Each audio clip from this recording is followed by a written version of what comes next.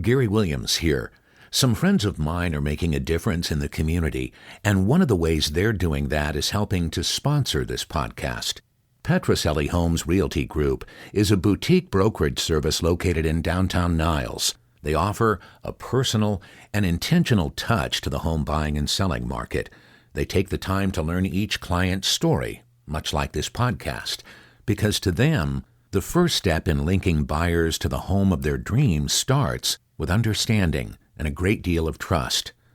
John and Jennifer Petrocelli have had the honor of helping countless buyers and sellers make effective real estate decisions to plant their roots, raise their families, expand their wealth, or simply relax and retire. So if what I've described is what you might be looking for in a realtor, I suggest getting in touch with Petrocelli Homes on Niles Boulevard in downtown Niles. Now, coming to you straight from Fremont, California, this is the Fremont Podcast, dedicated to telling the stories of the past and present of the people and places of the city of Fremont, one conversation at a time. Now, here's your host, Ricky B.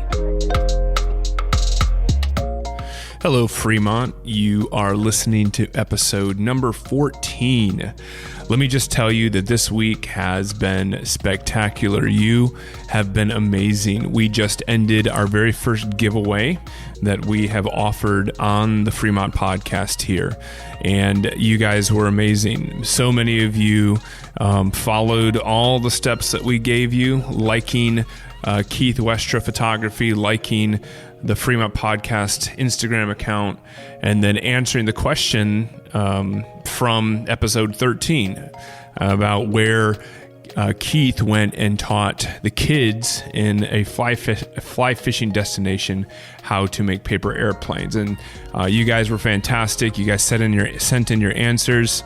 And you guys provided all the extra comments as well, which we really enjoyed. Loved hearing how much the Fremont Podcast has been an encouragement to you, or how much you've enjoyed listening to our episodes. So I really appreciate you saying that and reaching out and being a part of the giveaway. And we will be announcing a winner in this episode. I'm not going to do it right now. You'll have to keep listening to the episode a little longer before you'll be able to hear who won this giveaway. But we, in fact, do have a winner. Well, this episode, we're going to jump right into it. I have with me Benjie Craig. He's the owner of Jemby Electric and Jemby Solutions, which you'll hear more about in this episode. But he has lived here locally. He went to college here locally. He owns a business. He's involved in different aspects of the city, and has just been a big part of our community. And I can't wait to hear for you to hear from him and about all that he's doing, and hopefully it'll inspire you to be more involved in the community where you are. But listen to the episode, and in the middle of this episode, in the middle of this conversation, we will tell you who won the giveaway. So stay tuned. Well, today I'm with Benjie Craig. He's a friend of mine. We met several months ago, sometime last year. And we connected immediately because I found out that Benjie owns an electrical company, and I have a history working in electrical. I actually had my own electrical company years ago. So that kind of grabbed my attention, and we connected through that. But Benjie's a local here. How long have you been in Fremont? I've been here 23 years now. 23 years, okay. So Benjie is local. He's a local business owner, and I would say a very successful business owner in many ways. And he is in the process of starting a new business, which I'm excited to talk about a little bit more. But Benjie, thanks for being on the podcast today. It's good to have you. Thank you so much for having me. I'm glad to be here. I also want to say, too, that I think Benjie has been a huge supporter of the Fremont Podcast, because when I have looked for directions to go with this podcast, and even introducing me to or trying to find new guests to be on the podcast, Benjie has texted me at all hours of the day, sending me connections and leads, and has just given me a lot of great ideas about this. So I have really felt a lot of support by Benjie. Just really grateful that you're on here today, man. So thank you for your support. Thank you for all the leads and all the encouragement. It's been really great. Yeah, it's exciting. I love to see what you're doing here, just highlighting Fremont, and I just love connecting people. So at random times I'll be like, oh, this would be an awesome person for the interview. Check this person out. That's great. Do you? So I know that one of the ways that you're connected in here is you're also involved in the Chamber of Commerce, right? Not the Chamber of Commerce. It's the Economic Development Commission for the city of Fremont. Yeah, and you've been on that committee for a while, right? Or for a little bit now. Yeah, I'm on my second term, so I did it 4 years, and then now I just started my second term in January. Okay. Well, I think that's great. I love the fact that you're not only a business owner connected in through your business into the city, but you're also connected directly into the city and helping out there as well. Let's go back a little bit. I want to hear a little bit about your electrical business. Well, first of all, when you moved here 23 years ago, that would have been high school, I guess? Just after high school, actually. I was born in Switzerland, and I grew up in Pakistan. Wow. And my parents worked with Afghan refugees there in a nonprofit. And then when I graduated high school, I came back here to go to college. Wasn't quite ready to jump into academics again yet, so I took a gap year. I worked as an apprentice electrician, and then once I did that 1 year, I was ready to go to school and wanted to jump back in. And so what I did was I worked 3 days a week as an apprentice electrician and went to school 2 days a week, went to Ohlone, got an AA in business, and then went to Cal State Hayward, got a BA in political science, and then kept working as an electrician. Wow. That's really cool. So grew up in Pakistan, or born in Switzerland, grew up in Pakistan. And then, all your education and everything since then has been local. Ohlone College and then Cal Hayward. So that's really great. So you got a job as an apprentice doing electrical, and then how long were you doing electrical before you ended up starting your own business? Yeah, so I worked for another company for 12 years, and I just learned so much there. I learned a whole bunch of aspects of the business, and then I had a little handyman business on the side as well, kind of figuring things out for myself. And then after 12 years, I decided, I'm going to try it out on my own and see. I had a bunch of ideas of how I thought I could do it, and jumped in with both feet. It was pretty scary, but it's kind of one of those points where it was a perfect time to take the risk. And so I saw that was the opportunity. I jumped for it, and it's just been really exciting. I had this picture of how I could create this company and really create a place that I would want to work at as if I were an employee. And there's construction's an amazing place to work, and I think so many of our kids should look into construction and the trades, because there's amazing learning, there's amazing skill sets, and you can continue to get degrees while you're working as well. Some of the places will actually pay for you to go to school, which is amazing. And so for the first 6 months, I was doing residential, trying to get on my feet, and then I was able to get enough commercial clientele that I kind of closed off the residential side and focused on commercial and industrial work. So we do a lot of work for a local car manufacturer. Actually, we're starting to do some for a couple others as well. We're working in data centers, shopping malls, all kinds of businesses, all the way to a dump. We do a lot of work there as well. So, wow. Yeah. So close out the residential side and primarily commercial, industrial. Your company's name is Jemby Electric. So tell me where that name came from, or where did you come up with that? Yeah. So, in high school, you're always looking for a good video game name, right? And somebody one day in boarding school called me Jemby, and I'm like, hey, that's kind of got a cool ring to it. So I used that as my video game name. And then when I was starting the business, you're trying to think of a short, unique, easy to spell thing, and trying to figure out all of these names. And my brother-in-law just said, just use Jemby. You've already got the domain. It's really good. And so So I went with it, and probably about the second time somebody sees me or they come back and go, hey, that name's been in my head. I go, what does that mean? What is it? And so that's the story. You probably see my vans driving all over the place. That's one of the things people always say is like, hey, I just saw your van. I keep seeing your vans and stuff. So it's fun. That's awesome. Yeah, I like the story too. I don't know if you heard it, but we interviewed Ricky over at Pie Dreams, the other Ricky, and he named his company Pie Dreams because of a folder that he put a long time ago, just marked Pie Dreams and he put it aside and put stuff in there, and then he was trying to think of a name, and he just came up with it because it's something that what he named his folder for a long time. So it's kind of cool to hear the story behind your name as well, Jemby. So you're doing electrical, but one of the things that I think has really caught my attention, or something that I love hearing you talk about, I should say, with your business is, and you kind of already alluded to it, and maybe just take a minute to talk a little bit more about it, but you said you wanted to create a business where you would want to work. I think that's something that is really hard to find, and I don't know that people would necessarily say, if you were to ask them a question, what kind of job are you looking for? I don't know if people would go out and say, I want a business that I really enjoy working at, or a boss that I really enjoy working for. I think people kind of think more of the tasks that they'll be doing and maybe some of the environment that they'll be in. But do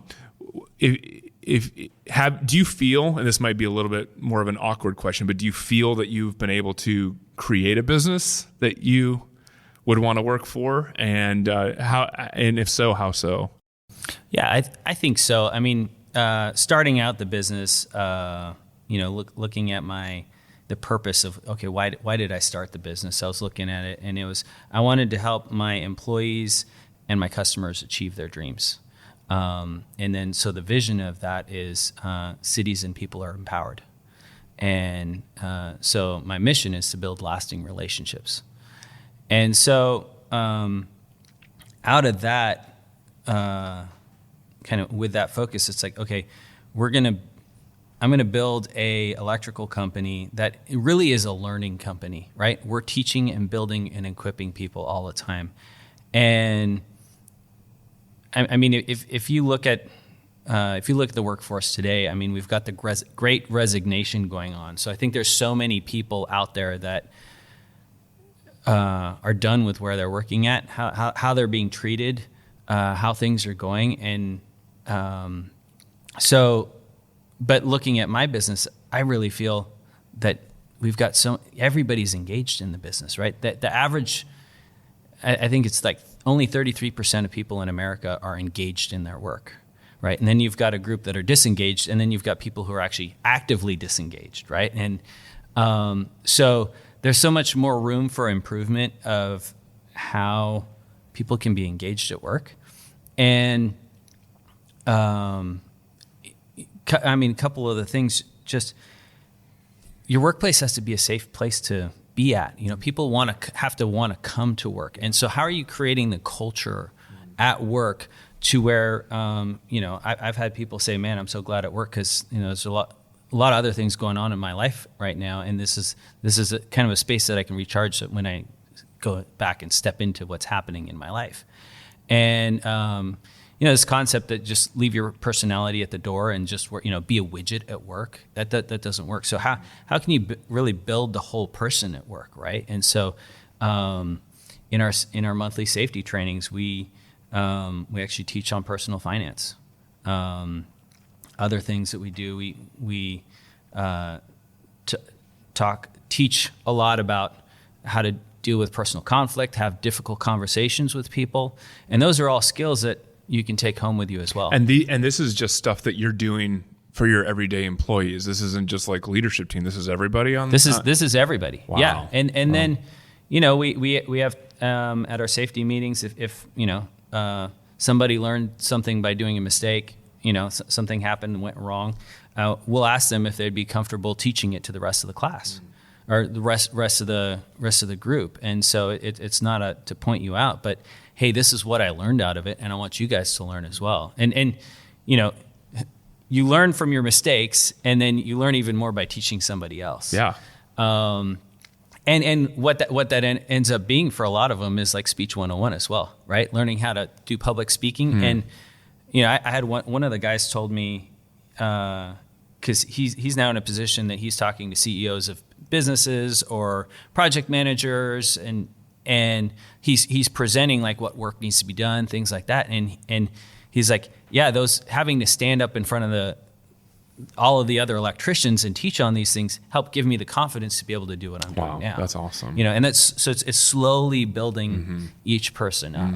Wow. And so it's exciting. It's fun stuff. Yeah, that's great. Well, I think that if I'm not mistaken, this really leads into the vision for your new business that you're starting, at least part of the vision for what you're starting. So right now, because of the way that you've crafted your business, led your business, and are equipping your employees to do their job, does it seem to be functioning well on its own then as you start launching into a new business?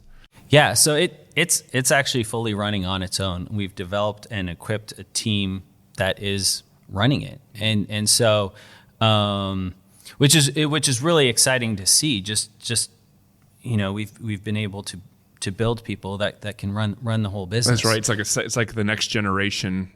You were the first generation. Now you're the second generation of your employees or your teams that are doing what you dreamed of that should be done. That's really cool. So tell me about your new business, the business that you're going to be starting. And I'm just going to throw this in here too now. Like a lot of the businesses and business owners that we've had on here are local businesses that you can connect with, that you can go to their brick and mortar shop, or you can, find their stuff online or whatever. And this is a little bit different because you're primarily commercial, primarily industrial, electrical, and even the business that you're starting is really would be a benefit to business owners, I think, but kind of a certain scope of businesses here too. But one of the reasons I wanted to have you on here is because I do think that Benjie really exemplifies the kind of people that are in our community that I think are really important just to connect with and hear their vision for the good of our community, the good of, we think of the Silicon Valley and even Fremont as being a hub for the tech industry. But Benjie really has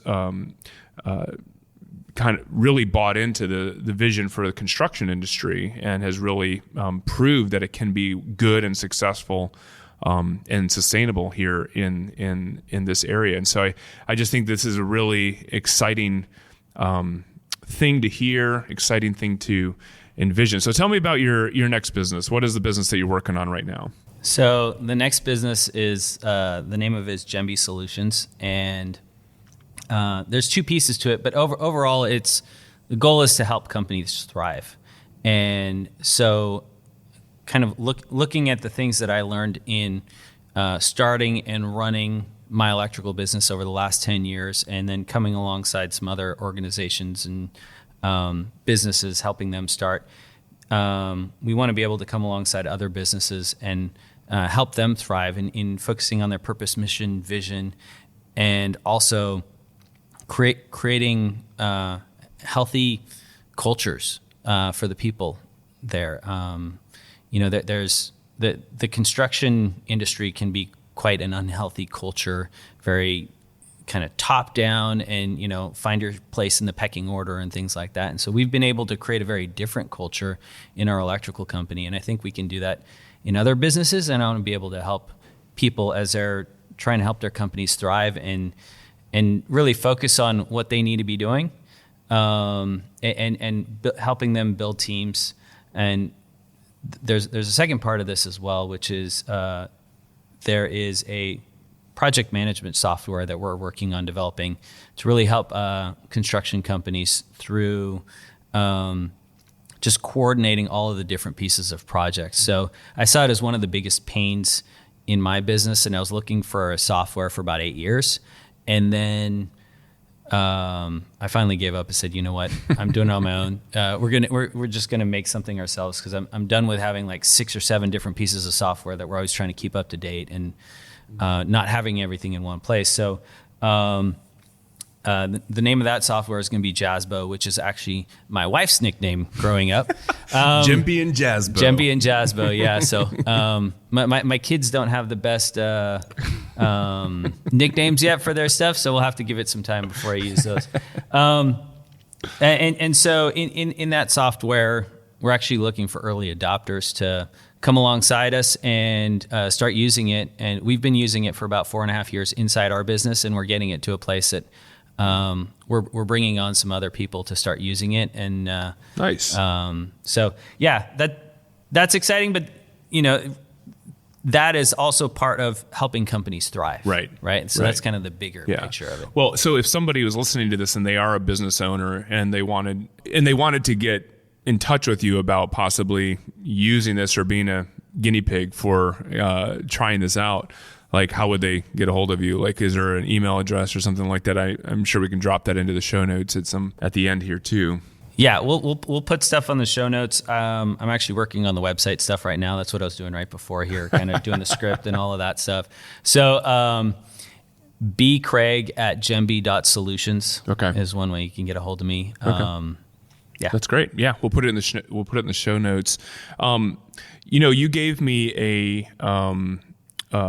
pad of paper, and in one of our times we got together, and you said, "Hey, check this out. You can use it." And I don't have it with me right now, but I just remember looking at that, thinking immediately, just having that pad of paper to use it to scratch out my day or to put projects on it and stuff. I don't have it in front of me, but what are the four? It was four different blocks on the pad of paper, kind of like an upgraded to-do list sort of thing. Tell me a little bit about that pad of paper, because it's not software, but it was really, really helpful for me to kind of like think through my day when I was working on my stuff that I was doing that day. Yeah, so it's something that at some point we'll probably integrate to the software, but we start with paper, then we go to maybe some kind of Excel document or something like that, and then we program it into the software. But basically, it's a notepad. You can go online and look. It's called the Eisenhower Matrix. And so on one side, you have important, not important, and then on the other side, you have urgent and not urgent. And so the 4 quadrants are things that you need to do, things you need to schedule to do, and we call it things you can tasks that you can empower others to do, and then tasks that are maybe later.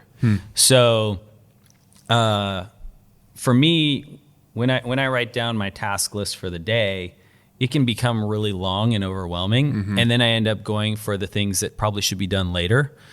And because they're easiest, I just want to kind of like make my list shorter, but then some of the big fires actually don't get taken care of.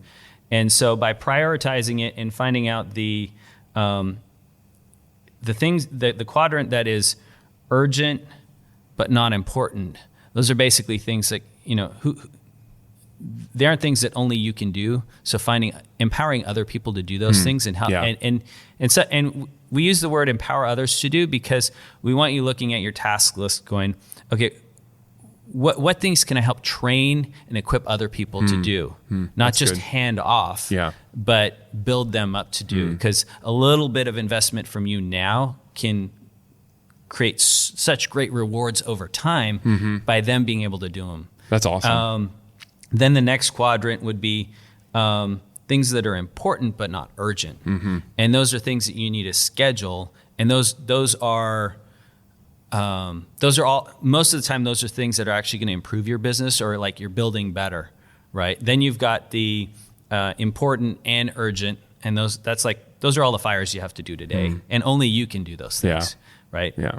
And then the not urgent, not important, those are things for later at some point. At some point they might become urgent or important, or it might just be something really good to do while you're taking a break. Like, I need to run to Costco and get these things, but I need a breather from all the rest of the things, and that's kind of some extra space, Yeah, that's awesome. And then now you've got fewer things in each box, and it's less stressful. Yeah. Right. It simplifies it. That's and great. It's not because I've looked at a lot of other task management tools, and it's like, okay, what are you doing at 9 o'clock? What are you doing at 11 o'clock? So many times as a business owner, you can't schedule, especially in service, you can't schedule your day down to the hour because you don't know how it's going to change. Margins. You've got to have spaces to be able to allow for mistakes or extra attention or whatever. Exactly. That's great. Well, I want to say, because I didn't mention this before, but you've also helped me as I begin laying out the foundation for the Fremont Podcast and trying to think through what is now just a small business, but trying to figure out where it's going to go and a vision for it. And a lot of these things that you're talking about are things that you've helped walk me through in the process of launching this. And it's just really been really helpful and encouraging. And I think that if there's anybody that's a business owner is really trying to think through this seriously, I think you'd be a great resource for anybody who really wants to think seriously about this, make a difference in the community.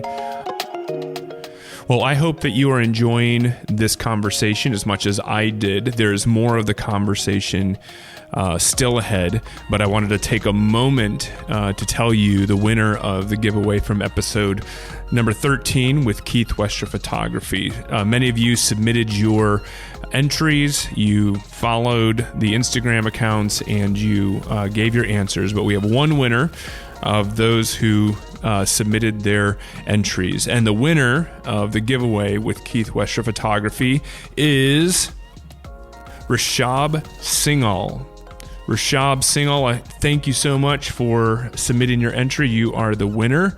And I hope that you can connect with Keith and set up your photography portrait session or photography session with him.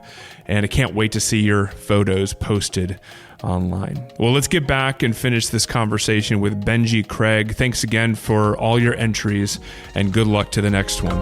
Before we wrap things up, I do want to ask you about the community, because we talked a lot about your business, a lot about what you've been able to accomplish and do.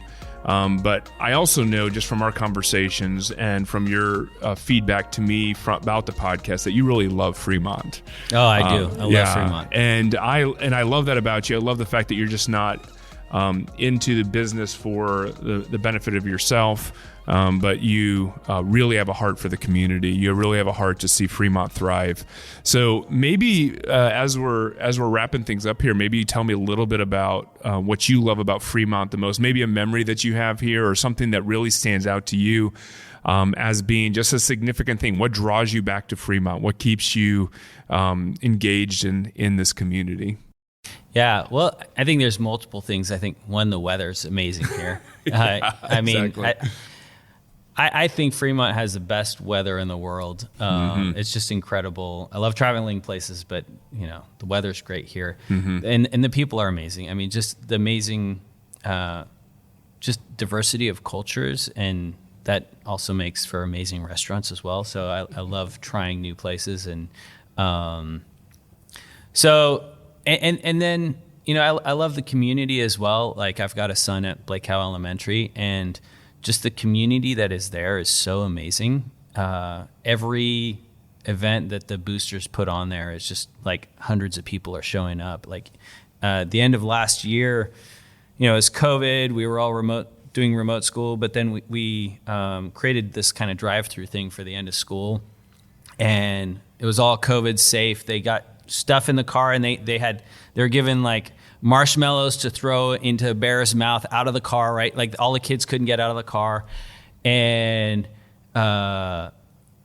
we had like 300 kids come through that. The wait was an hour long of cars, right? To just go through this little fun thing for kids. And I just absolutely love the community that comes out there, and I just think we've got some really amazing people here, and I'm excited to see as I just want to see more places of community happen in Fremont where people can come together, especially coming out of COVID. We've all been stuck at home and all of these things, but especially for our kids. Right. Like finding places here that our kids can hang out and thrive and grow, and not just in academic circles, but, socially and stuff like that. I think there's so much opportunity with the amazing people we have here. Right. So. Yeah. Well, I think you're a big part of the growth and the success of our community. I mean, I love hearing the people that you're interacting with. Anybody that you have referenced to me, like I know Teresa King, who is one of our city councilwomen, and she is running for state assembly. Which, just a reminder, that vote will be in June. She was someone that you connected me with, and that was a great interview. I loved meeting her, the owner of Milk and Honey.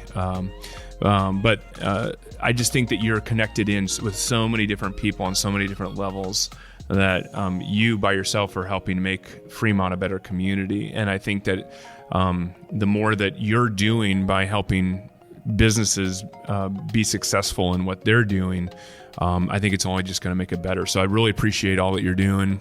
Really glad to have you as a friend and as a partner with the Fremont Podcast to try to make this a better media source for our community as well. And you've been a big help for that. So thank you so much.